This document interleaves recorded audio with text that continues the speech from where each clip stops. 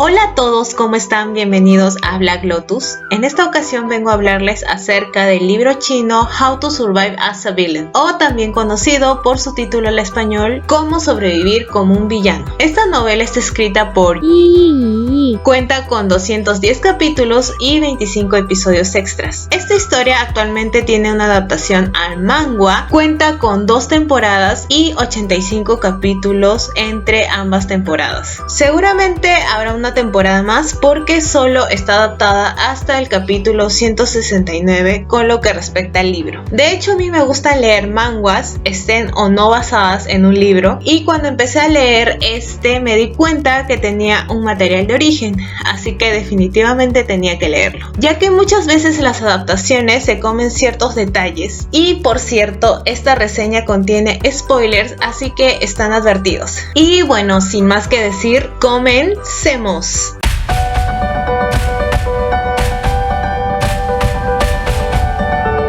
How to Survive as a Villain es un libro que es de género BL, comedia, romance, histórico y de drama básicamente. Nos cuenta la historia de Xiao Yan, quien transmigró a una novela como el joven emperador homosexual que encarcela al protagonista de una novela semental. Debido a eso, Xiao Yan comienza a trabajar duro para poder sobrevivir, básicamente consintiendo y protegiendo al protagonista, pues solo quiere estar en el halo de él. La premisa de esta historia puede sonar un poco parecida al libro de Mo Shan-tong-shu The Scum Villain's Self-Saving System, pues nuestro personaje principal transmigra al cuerpo del villano del libro que habían leído, y también saben cómo terminan sus vidas en los libros, pero realmente les aseguro que no son iguales en lo absoluto. Creo que How to Survive as a Villain ahonda mucho más en los personajes y hay ciertos puntos que te dejan en conflicto, al igual que al personaje principal. Esta historia más bien diría que tiene una semejanza a Romeo y Julieta, pues ambos protagonistas son herederos de dos naciones que tienen rencor entre ellas y que no se ve bien ante los ojos de los demás una relación establecida de esa manera. Además, esta historia está llena de malentendidos. Los personajes principales son Xiao Yan, que en la actualidad es un CEO. Su familia quiere que sea un presidente tiránico y que sea muy popular entre las chicas, pero por el contrario, él es un hombre cálido y leal. Su familia piensa que puede cambiar su carácter si conoce a chicas, pero por malentendidos llegan a la conclusión de que él es gay. Entonces deciden presentarle a un chico que tomaría el papel de Shou, pero no ven ninguna reacción en Xiaoyan y llegan a otra conclusión, la cual es de que él entonces es el Shou. Y aunque se deprimen en un inicio, se recuperan rápidamente pensando entonces que será un presidente seductor tiránico Shou. Esta parte es muy graciosa y me hizo pensar que la familia de Xiao Yan era buena, ya que después de todo lo aceptaban tal como es, y que Xiao Yan había crecido en un ambiente cálido. Pero luego el mismo personaje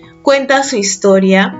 Es una persona que tiene cicatrices en su vida y que a pesar de todo tenía esa personalidad alegre donde sonreía a pesar de su pasado. Cuando lo diagnostican con una enfermedad terminal, agarra como hobby leer historias de presidentes tiránicos, y ahí es donde da con la novela web Los Cuatro Reinos, la cual tenía en descontento al público, pues decían que de ser tan buena historia la reducieron a una simple novela de harem. Pero Xiao Yan escribió un comentario en el cual hacía una gran reflexión, y la autora incluso le contesta diciendo que él era el único que la había entendido. Luego, cuando Xiao Yan transmigra al cuerpo del emperador del Reino del Norte, actúa como él cree que es correcto por sus principios, salva al protagonista de la novela y poco a poco se gana su confianza. Aunque el problema principal de las desgracias que va a atravesar en la historia es por la gran carga que tiene en sus hombros, pues el verdadero emperador era alguien que en realidad no se preocupaba por su pueblo, e incluso cuando se murió su padre, su vida siguió igual, derrochando el dinero y siendo lujurioso. Por cierto, recordarles que El Emperador del Norte es un manga cortada y vendría a ser lo que es un gon, y tiene un gran harem con con bellos hombres. En un inicio Xiaoyan no es tan consciente en la posición que se encuentra, pero luego cuando pasa por la pérdida de personas que son de gran relevancia para él,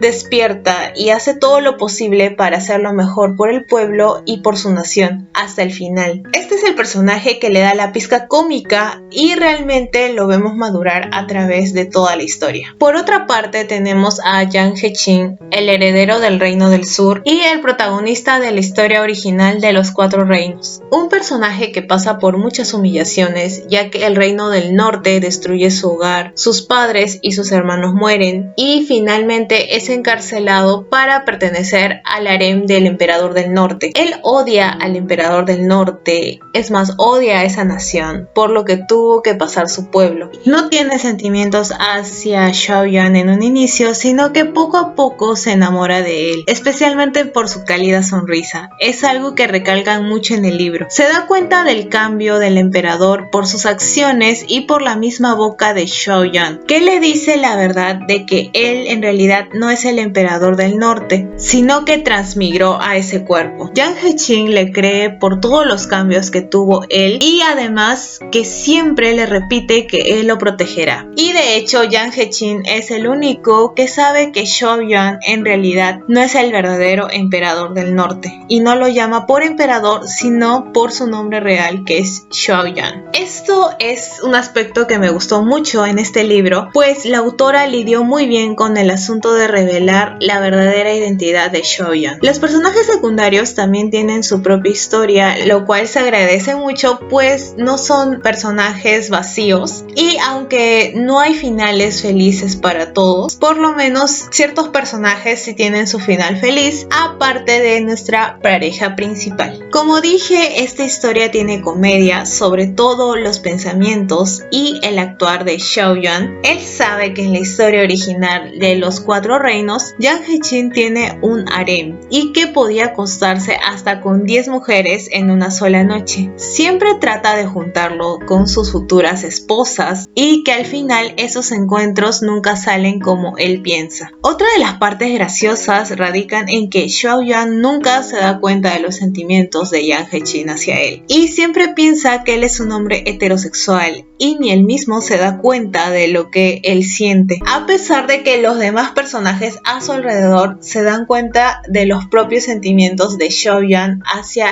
Yang He-chin. Pero al final, muchas de las acciones de Xiaoyan cambian drásticamente la línea de la historia, en algunos casos para bien y en otros casos para mal. Uno de los cambios más drásticos, creo yo, y que sorprendió mucho al mismísimo Xiaoyan, es que en el libro original, por ejemplo, el gran amor de Yang He-chin es la hermana del emperador del norte, e incluso a ella le regala la horquilla de jade de su madre. Pero al final, por las mismas acciones de Xiaoyan, no se logra el encuentro principal, sino que la princesa del reino del norte termina enamorándose y posteriormente casándose con la que sería la segunda esposa de Yang He-chin en la historia principal. Y cuando Xiaoyan se entera de todo esto, él piensa incluso en ese momento que transmigró a un fanfiction. Sí, el pensamiento del personaje principal es bastante inocente e infantil. Aunque como dije, la historia sí tiene drama, hay muertes trágicas de ciertos personajes, lo cual lleva al sufrimiento y el tormento a la vida de Xiaoyan. Pero a pesar de todo, nunca deja de sonreír. La historia tiene momentos muy románticos entre los personajes principales. Yang He-chin, a pesar de ser frío, protege a toda costa a Xiaoyan y siempre espera ver esa cálida mirada y sonrisa